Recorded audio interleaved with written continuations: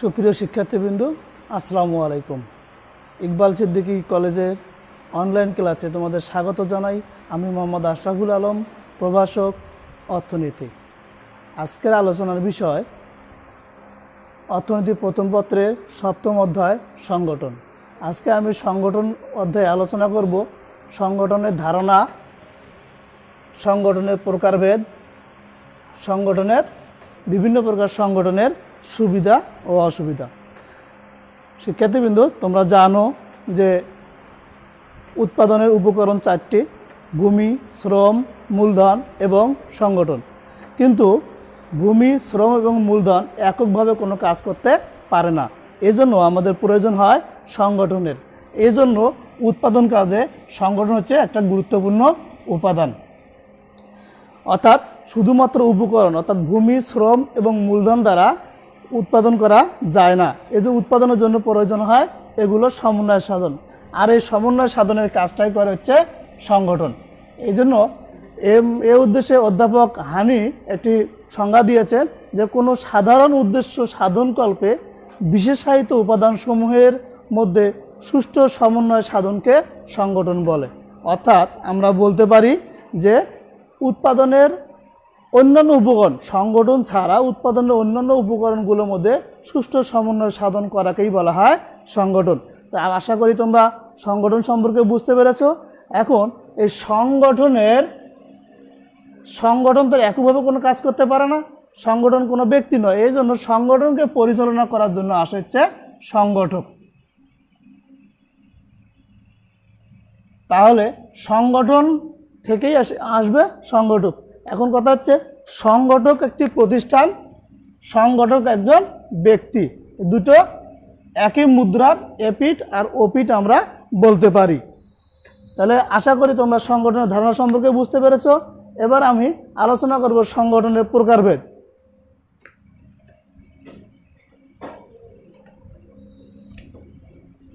সংগঠনকে দুইটা ভিত্তিতে ভাগ করা হয়। একটা হচ্ছে মালিকানার ভিত্তিতে,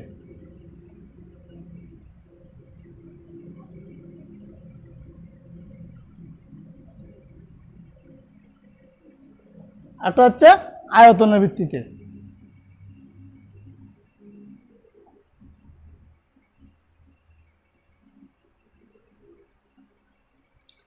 আজকে আমরা আলোচনা করব মালিকানার ভিত্তিতে সংগঠন। মালিকানার ভিত্তিতে সংগঠনকে আমরা যদি ভাগ করি তাহলে মালিকানার সংগঠনকে ভাগ করে প্রথমে আসবে সমবায়, সমবায় সংগঠন বা কারবার যেটাই বলি না কেন আমরা। এরপর আসবে সরকারি, তারপরে আসবে স্বায়ত্তশাসিত,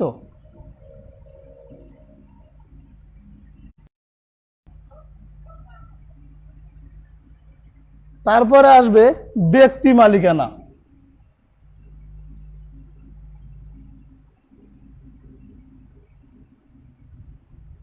তারপরে আমরা আসবো এনজিও।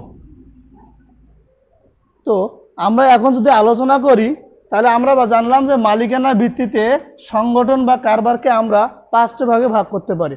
একটা হচ্ছে সমবায় কারবার। সমবায়, এখানে একটা সম কথা আছে, সম মানে হচ্ছে সমান। এখানে আমি তোমাদের সুবিধাতে বলতে পারি সমবায় কারবারে তিনটা স থাকবে, তিন স। আমি তোমাদের বোঝার জন্য আমার নিজস্ব থিওরি হিসাবে আমি বলি এটা তিন স। তিন স বলতে আমরা বুঝাবো স্বেচ্ছায়, সমানাধিকার,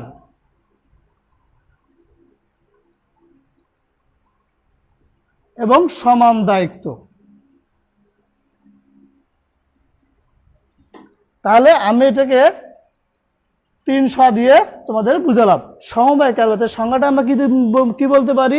সমবায় কারবার হচ্ছে এমন একটি প্রতিষ্ঠান যেখানে কয়েকজন ব্যক্তি স্বেচ্ছায় সমানাধিকারের ভিত্তিতে সমান দায়িত্ব নিয়ে যে প্রতিষ্ঠান গড়ে তোলে সেই প্রতিষ্ঠানকে বলা হয় সমবায় কারবার। তাহলে আমরা সমবায় কারবার বলতে যেটা বুঝবো, যেখানে তিনটা উদ্দেশ্য থাকবে: স্বেচ্ছায় মানে নিজের ইচ্ছাতে, কারো প্ররোচনায় নয়; সমানাধিকারের ভিত্তিতে হবে, এখানে যা মূলধন যে সংগ্রহ করা হবে তা সকল সদস্য প্রয়োগ করবে; বা প্রদান করবে। সংগঠনের যে কারবারের যে কাজ আছে সবাই সমান দায়িত্বের ভিত্তিতে কাজগুলো করবে। এটা হচ্ছে সমবায় কারবার।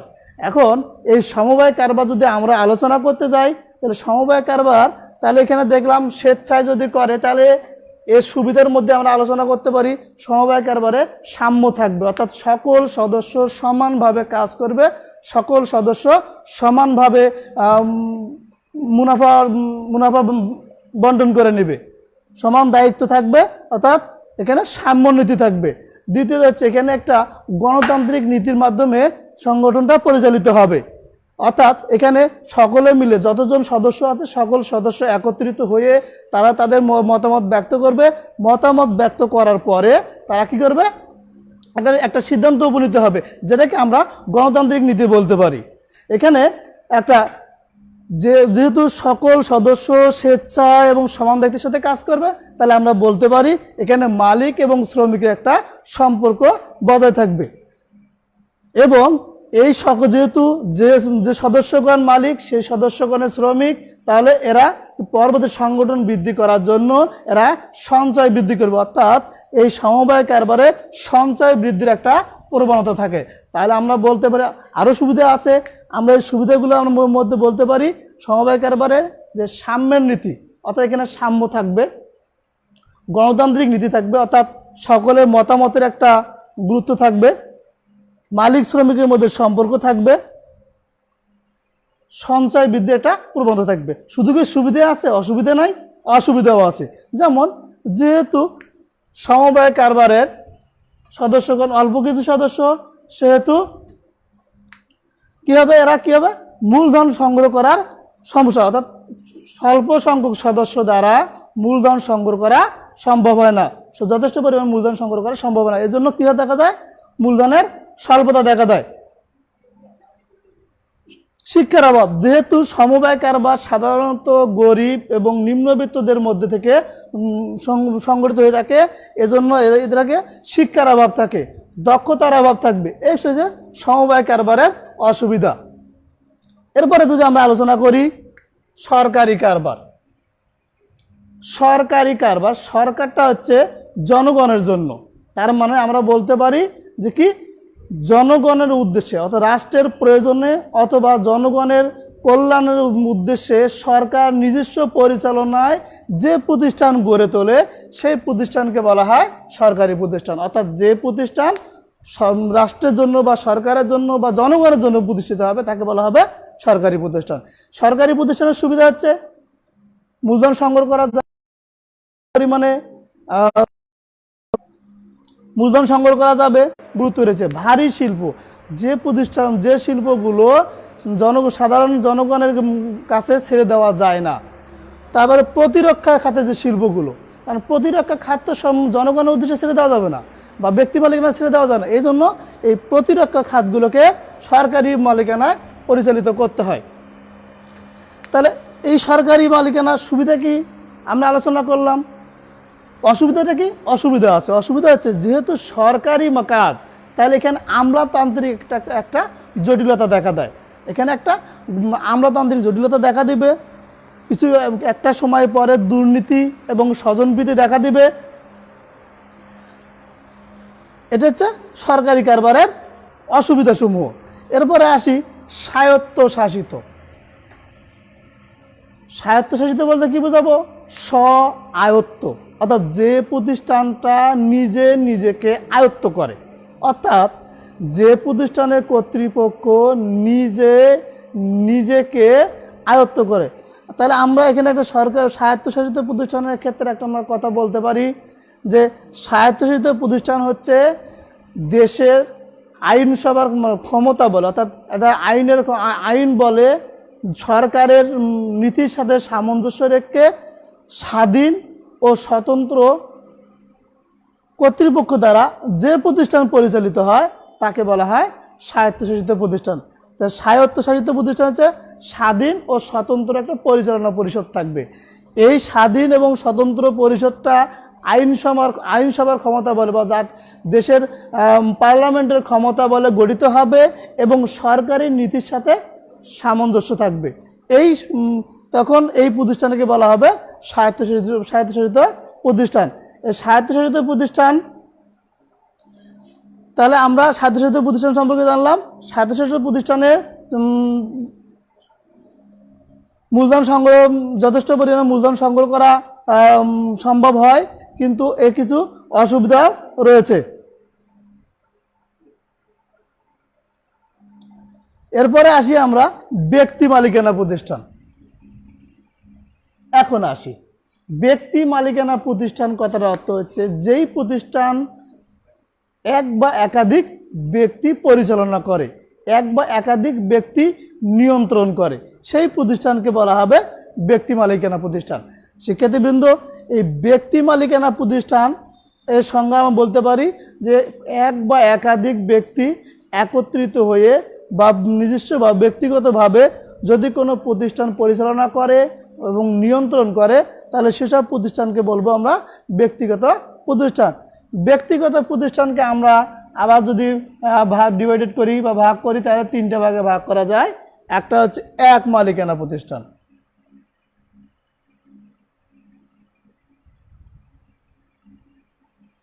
এক মালিকানা। তাহলে আমরা সংজ্ঞাটা এখানে নামটা থেকেই আমরা এই কারবারের নাম সংজ্ঞাটা বলতে পারি এক মালিকানা, অর্থাৎ যেই প্রতিষ্ঠানের একজন মাত্র মালিক, অর্থাৎ এই প্রতিষ্ঠানে মূলধন সংগ্রহ করবে একজন ব্যক্তি, এই প্রতিষ্ঠানে যাবতীয় নিয়ন্ত্রণ করবে একজন ব্যক্তি, এই প্রতিষ্ঠানে মূলধন সংগ্রহ করবে একজন, নিয়ন্ত্রণ করবে একজন, যাবতীয় কার্যক্রম পরিচালনা করবে একজন ব্যক্তি। এই প্রতিষ্ঠানে অসীম কাজ, সকল কাজ একজন ব্যক্তিকে করতে হয়। এই প্রতিষ্ঠানে ব্যক্তি ইচ্ছা করলে প্রতিষ্ঠান সংগঠন করতে পারে, আবার ব্যক্তি ইচ্ছা করলে সংগঠনটা ভেঙে দিতে, অর্থাৎ এই এক মালিকানা কারবার সহজে সংগঠন গড়ানো যায়। এটা হচ্ছে এক মালিকানা কারবার। তাহলে অসুবিধাটা কি? অসুবিধা যেহেতু একজন ব্যক্তি মূলধন সংগ্রহ করে, এই একজন ব্যক্তি মূলধন সংগ্রহ করার কারণে এক মালিকানা কারবারে মূলধনের স্বল্পতা দেখা দেয়, অর্থাৎ স্বল্প পরিমাণে মূলধন থাকে। দায়িত্ব কি হয়? অসীম দায়িত্ব। এই অসীম দায়িত্বের কারণে দেখা যায় যে কোনো দায়িত্ব সঠিকভাবে পালন করা সম্ভব হয় না। ঝুঁকি, এই সংগঠনের ক্ষেত্রে যাবতীয় ঝুঁকি যেহেতু একজন ব্যক্তির কাছে নিতে হয়, একজন ব্যক্তির কাছে থাকে, সেহেতু এক মালিকানা কারবারে ঝুঁকির পরিমাণও বেশি থাকে। এরপর আমরা আলোচনা করব অংশীদারি কারবার।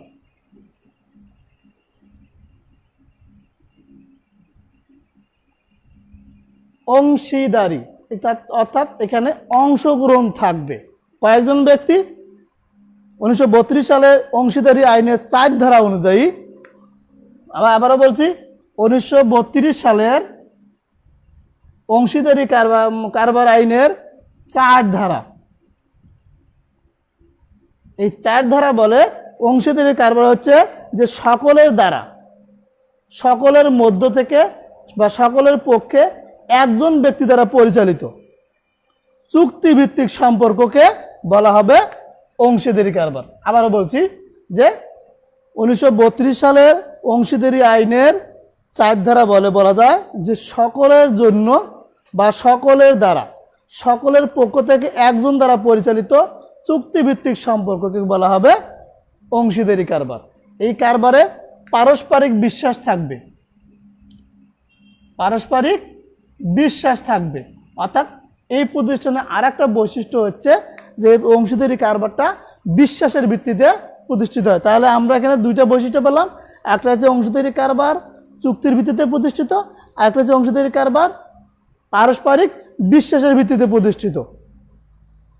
তাহলে এই অংশীদারি কারবারের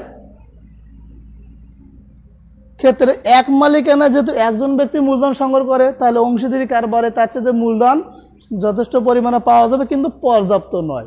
তাহলে এক মালিকানা কারবারের মূলধনের চেয়ে অংশীদারি কারবারের মূলধনের সংখ্যা বেশি থাকে।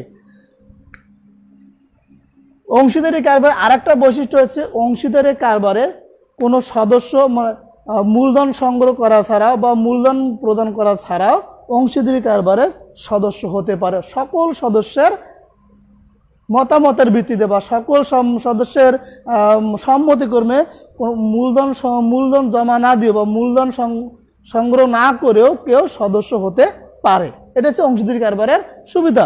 অসুবিধা হচ্ছে যে অংশীদারি কারবারের কোনো একজন সদস্য যদি মারা যায় বা পাগল হয় বা দেউলিয়া হয়ে যায়, তাহলে অংশীদারি কারবারটা ভেঙে যায় বা বন্ধ হয়ে যায়। তার মধ্যে কী দাঁড়ালো যে অংশীদারি কারবারের চুক্তি, যেহেতু চুক্তি অনুযায়ী তৈরি, তো চুক্তির কোনো একটা পক্ষ বা কোনো একজন সদস্য যদি মারা যায়, পাগল হয় বা দেউলিয়া হয়ে যায়, তাহলে এই প্রতিষ্ঠানটা বন্ধ হয়ে যাবে।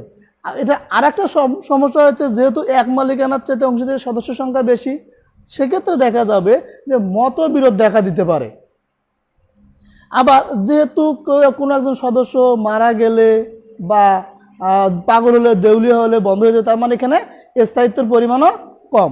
আবার যেহেতু অংশীদার থাকবে, কিন্তু এই অংশীদার যদি পরিচালনার কাজে যদি অংশগ্রহণ করে, তাহলে এরা অদক্ষ পরিচালনা পরিষদ দ্বারাও এই প্রতিষ্ঠানটা পরিচালিত হতে পারে। যদি অদক্ষ পরিচালনা পরিষদ দ্বারা পরিচালিত হয়, তাহলে দেখা যাবে প্রতিষ্ঠানটা দ্রুত ভেঙে যাবে।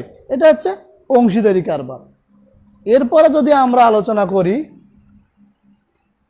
সেটা হচ্ছে যৌথ মূলধনী কারবার। অংশীদারি কারবার আর একটা বৈশিষ্ট্য আছে যে সদস্য সংখ্যা হবে 2 থেকে 20 জন। শিল্প প্রতিষ্ঠান বা অন্যান্য প্রতিষ্ঠানের কাছে 2 থেকে 20 জন, কিন্তু ব্যাংকিং ক্ষেত্রে 2 থেকে 10 জন। এটা হচ্ছে ব্যাংকিং ক্ষেত্রে। অন্যান্য ক্ষেত্রে 2 থেকে 10 জন। এরপরে আসি আমরা যৌথ মূলধনী কারবার। আমরা বুঝতেই পারছি যৌথ মূলধনী মানে কি। মানেটা দাঁড়ালো একত্রিত হয়ে যৌথভাবে মূলধন সংগ্রহ করবে। এটা হচ্ছে যৌথ মূলধনী কারবার। এখন যদি আমি যৌথ মূলধনী কারবার আলোচনা করি, তাহলে কয়েকজন ব্যক্তি একত্রিত হয়ে মূলধন সংগ্রহ করে যখন সংগঠন করে বা কারবার করে, গঠন করে, তখন তাকে বলা হয় যৌথ মূলধনী কারবার। এখানে আমি বলিনি কে কত পার্সেন্ট সমান অধিকার কিনা, মূলধন সংগ্রহ না করে সদস্য হওয়া যাবে কিনা, এটা বলিনি। এখানে বলেছি যে কয়েকজন সদস্য একত্রিত হয়ে যখন মূলধন সংগ্রহ করে বা যৌথভাবে যখন মূলধন সংগ্রহ করে কারবার পরিচালনা করে, তখন তাকে বলা হয় যৌথ মূলধনী কারবার। এখন যৌথ মূলধনী কারবারের অন্যতম বৈশিষ্ট্য, এখানে শেয়ারের উপস্থিতি থাকবে। শেয়ারের উপস্থিতি থাকবে। তাহলে অংশীদারি কারবারও কয়েকজন সদস্য, যৌথ মূলধনী কারবারও কয়েকজন সদস্য। পার্থক্য হচ্ছে অংশীদারি কারবারের এখানে শেয়ারের কোনো উল্লেখ থাকবে না, আর যৌথ মূলধনী কারবারের শেয়ার সরকার অনুমোদিতভাবে স্টক এক্সচেঞ্জের মাধ্যমে শেয়ার ছেড়ে এই যৌথ মূলধনী কারবার গঠন করতে হবে। এটাই হচ্ছে যৌথ মূলধনী কারবারের অন্যতম বৈশিষ্ট্য। এখন যদি আমরা যৌথ মূলধনী কারবারকে ভাগ করি, তাহলে দুইটা ভাগে ভাগ করা যায়। একটা হচ্ছে public limited, private limited,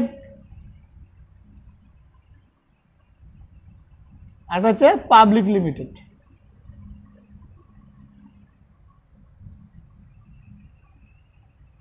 private limited company এবং পাবলিক লিমিটেড কোম্পানি যদি আমরা আলোচনা করি, দুইটাই যৌথ মূলধনী কারবার।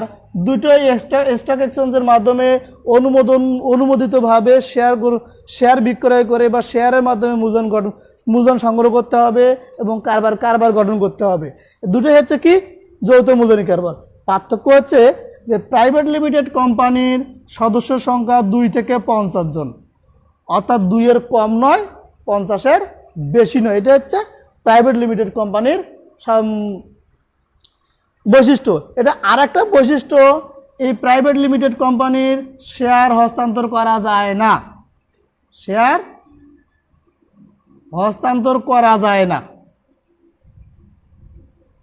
কিন্তু পাবলিক লিমিটেড কোম্পানির শেয়ার হস্তান্তর করা যায়। এটা পাবলিক লিমিটেড কোম্পানির সদস্য সংখ্যা 7 থেকে অসীম। এটা আমি অসীমের চিহ্ন দিয়েছি, মানে অসংখ্য হতে পারে। এটা হচ্ছে পাবলিক লিমিটেড কোম্পানির বৈশিষ্ট্য। তাহলে আমরা কি বুঝলাম যে প্রাইভেট লিমিটেড কোম্পানি হচ্ছে কয়েকজন ব্যক্তি সে একত্রিত হয়ে, এই কয়েকজন ব্যক্তির মধ্যে হতে হবে কত, 2-এর কম নয়, 50-এর বেশি নয়, এবং তারা শেয়ার ক্রয় করবে কিন্তু শেয়ার হস্তান্তর করা যাবে না। এটা হচ্ছে যৌথ মূলধনী কারবারের একটা অংশ, প্রাইভেট লিমিটেড কোম্পানি। দ্বিতীয় হচ্ছে পাবলিক লিমিটেড কোম্পানির সদস্য সংখ্যা হবে 7-এর কম নয়, ঊর্ধ্বে যত হয় হোক, এবং এই পাবলিক লিমিটেড কোম্পানির শেয়ার বাজারে বিক্রয় করে। আমরা যে শেয়ার বাজার মাঝে মাঝে শুনি যে শেয়ার বাজার ধস, শেয়ার বাজার আর দাম কমে গেছে, এই শেয়ার বাজারে সাধারণত পাবলিক লিমিটেড কোম্পানির শেয়ার বিক্রয় করা হয়, ক্রয় বিক্রয় করা হয়। অর্থাৎ এখানে একজন লোক কোম্পানির শেয়ার গ্রহণ করলো, সে কি করবে, তার প্রয়োজনে তার শেয়ারটা সে বাজারে বিক্রি করে দেবে। কিসের মাধ্যমে? স্টক এক্সচেঞ্জ বা শেয়ার মার্কেটের মাধ্যমে তার শেয়ারটা বিক্রি করে দিতে হবে। তাহলে আমরা পাবলিক লিমিটেড কোম্পানি এবং প্রাইভেট লিমিটেড কোম্পানির মধ্যে পার্থক্য বুঝলাম। যদি প্রশ্ন আসে, অনুধাবনমূলক প্রশ্ন, যে পাবলিক লিমিটেড কোম্পানি আর প্রাইভেট লিমিটেড কোম্পানির মধ্যে পার্থক্য কী বা পার্থক্য দেখো, তখন আমরা বলতে পারি যে পাবলিক লিমিটেড কোম্পানি এবং প্রাইভেট লিমিটেড কোম্পানি উভয়ই যৌথ মূলধনী কারবারের একটা অংশ। পার্থক্য হচ্ছে যে প্রাইভেট লিমিটেড কোম্পানির সদস্য সংখ্যা 2 থেকে 50, অর্থাৎ 2 এর কম নয়, 50-এর বেশি নয়। আর পাবলিক লিমিটেড কোম্পানির সদস্য সংখ্যা 7-এর কম নয়, ঊর্ধ্বে যত ইচ্ছে সংগ্রহ করা যেতে পারে। দ্বিতীয় পার্থক্য আমরা বলতে পারি পাবলিক লিমিটেড কোম্পানির শেয়ার হস্তান্তর করা যায় না, কিন্তু পাবলিক লিমিটেড কোম্পানির শেয়ার হস্তান্তর করা যায়, কিন্তু প্রাইভেট লিমিটেড কোম্পানির শেয়ার হস্তান্তর করা যায় না। এভাবে আমরা যৌথ মূলধনী কারবারের আলোচনা করতে পারি। এরপরে আমরা যদি আসি এনজিও। এনজিওটা কি? এনজিওর পূর্ণরূপটা কি? এনজিও হচ্ছে নন গভর্নমেন্ট অর্গানাইজেশন, অর্থাৎ বেসরকারি সংস্থা। বেসরকারি সংস্থা। আর একটা এনজিওর বৈশিষ্ট্য হচ্ছে এটা হচ্ছে অলাভজনক প্রতিষ্ঠান। আর একটা বৈশিষ্ট্য হচ্ছে অরাজনৈতিক, মুনাফাবিহীন, সন্ত্রাসবিহীন, অর্থাৎ দেশের স্বার্থবিরোধী কোনো কাজে জড়ানো যাবে না, সেটা হচ্ছে এনজিও। আমরা যে এনজিওগুলো খেয়াল করি, ব্র্যাক, আশা, গ্রামীণ ব্যাংক, সম্প্রতি অবশ্য গ্রামীণ ব্যাংক এনজিও থেকে ব্যাংকে রূপ নিয়েছে, টিএমএসএস, এসএসএস, এগুলো হচ্ছে এনজিও। এনজিও হচ্ছে এমন একটি বেসরকারি অরাজনৈতিক সংস্থা যা দেশের আইন মেনে মুনাফাবিহীনভাবে, অরাজনৈতিকভাবে, অলাভজনকভাবে এবং সন্ত্রাস মুক্ত কাজে অংশগ্রহণ করে, এটা হচ্ছে এনজিও। তাহলে এনজিওর সংজ্ঞাটা আমরা লিখতে পারি এভাবে যে এনজিও হচ্ছে এমন একটি বেসরকারি সংস্থা যা অলাভজনকভাবে, মুনাফাবিহীন, সন্ত্রাসবিহীন এবং অরাজনৈতিক কাজ করে থাকে, এটাকে আমরা বলতে পারি এনজিও। আমরা এনজিওগুলোকে যদি আমরা আলোচনা করি তাহলে আমরা দেখতে পারি ব্র্যাক, যেমন আমরা দেখি ব্র্যাক আসলে দেশের অনেকগুলো সেক্টরে ব্র্যাক অবদান রাখছে। পাশাপাশি টিএমএসএস আছে, এসএসএস আছে, স্বনির্ভর বাংলাদেশ, প্রশিক্ষা, কিছুদিন আগে যুবক ছিল। এসব হচ্ছে কি একটা হচ্ছে অলাভজনক অরাজনৈতিক একটা সংগঠনের হচ্ছে এনজিও। যদি আমরা এনজিওর আলোচনা করি, এনজিও কি কি কাজ করে তোমরা কি বলতে পারো? দেখো, আমরা চোখের সামনে যেটা দেখতে পাই, এনজিও প্রথমে ক্ষুদ্র ঋণ দেয়। এনজিওতে দেশে যেসব শিক্ষিত যুবক যারা গভর্নমেন্ট সার্ভিসে ব্যর্থ হয়ে সর্বশেষ দেখা যায় অনেকেই এনজিওতে জয়েন করে, তারা কি দাঁড়ালো? একটা বেকারত্ব দূর হলো। তাহলে কি দাঁড়ালো? একটা হচ্ছে এনজিওর কাজ হচ্ছে ক্ষুদ্র ঋণ, দ্বিতীয় হচ্ছে বেকারত্ব দূরীকরণের জন্য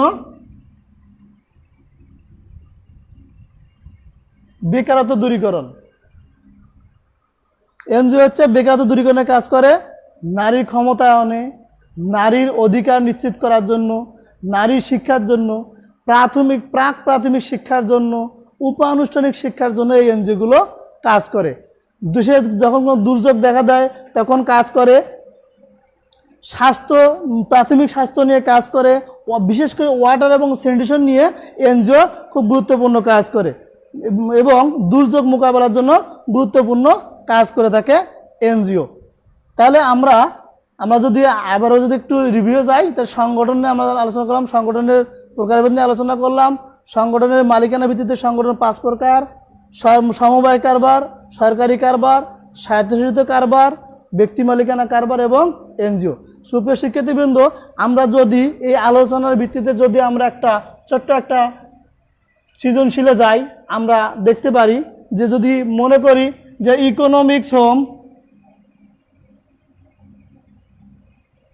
ইকোনমিক্স হোমের সদস্যগণ কয়েকজন সদস্য 15 জন সদস্য একত্রিত হয়ে একটা সংগঠন গড়ে তুললো বা কারবার গড়ে তুললো। কয়জন সদস্য? 15 জন সদস্য। তাদের উৎপাদিত প্রতিষ্ঠানের চাহিদা বেড়ে গেল। চাহিদা বেড়ে যাতে তাদের এখন সংগঠনের আয়তন বৃদ্ধি করা প্রয়োজন, কিন্তু মূলধনের স্বল্পতা। এই মূলধনের স্বল্পতা কাটানোর কারণে এই 15 জন সদস্য সিদ্ধান্ত নিল সরকারি অনুমোদিতভাবে বাজারে শেয়ার বিক্রির মাধ্যমে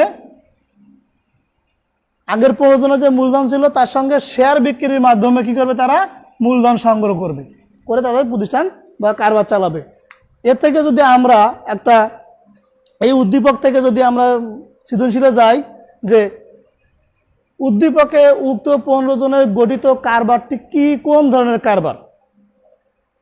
অর্থাৎ ইকোনমিক্স হোমের 15 জন সদস্য সংগঠনভাবে অংশীদারের ভিত্তিতে বা পারস্পরিক বিশ্বাসের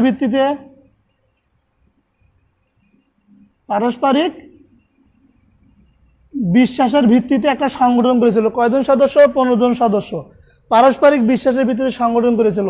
উক্ত কারবারটি কোন ধরনের কারবার? এই কারবার নিয়ে আলোচনা করো। এরপরে আসি, তারা কি করলো? সর্বসম্মতিক্রমে তারা কি করলো? যে সরকারের অনুমতি নিয়ে শেয়ার বাজারে সংগ্রহ করে আয়তন বৃদ্ধি করবে।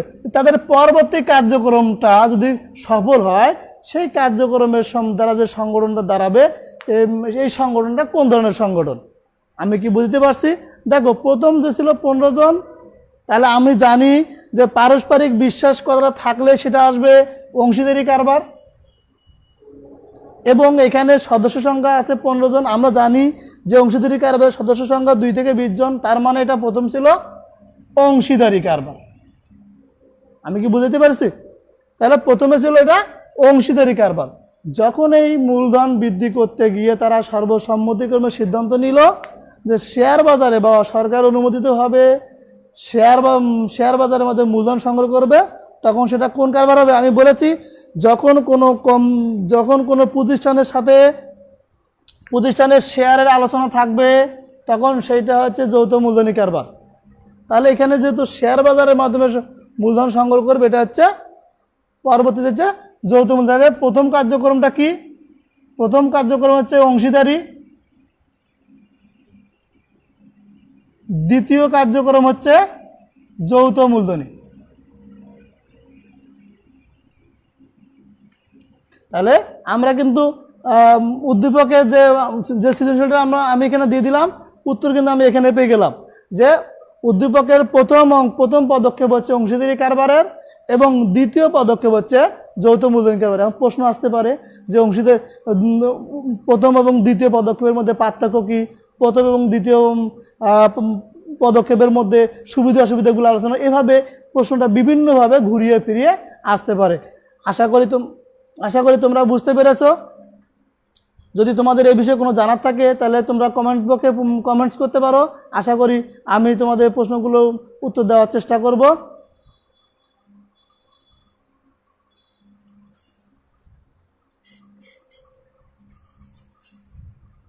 তাহলে তোমাদের আমি যে ইকোনমিক্স হোমের উপরে যে উদ্দীপকটা দিলাম এবং সৃজনশীলটা দিয়ে দিলাম, এই সৃজনশীল প্রশ্নটাই তোমাদের জন্য HW হিসেবে থাকলো। আশা করি তোমরা এই কাজটা করবে। পরবর্তীতে যখন তোমাদের সঙ্গে আমার দেখা হবে, তখন আমি এই প্রশ্নটা নিয়ে তোমাদেরকে প্রশ্ন করব এবং তোমাদের কাছে জানতে চাইবো তোমরা কতটুকু বুঝছো। তখন তোমরা যদি আমার প্রশ্ন উত্তর দিতে পারো, তাহলে আমি বুঝবো যে আমার এই অনলাইন ক্লাসে বা লাইভ ক্লাসটা তোমাদের জন্য কাজে লেগেছে, তখন আমার সার্থকতা থাকবে। ধন্যবাদ সকলকে। বাসায় থাকবে, ভালো থাকবে, সুস্থ থাকবে। আল্লাহ হাফেজ।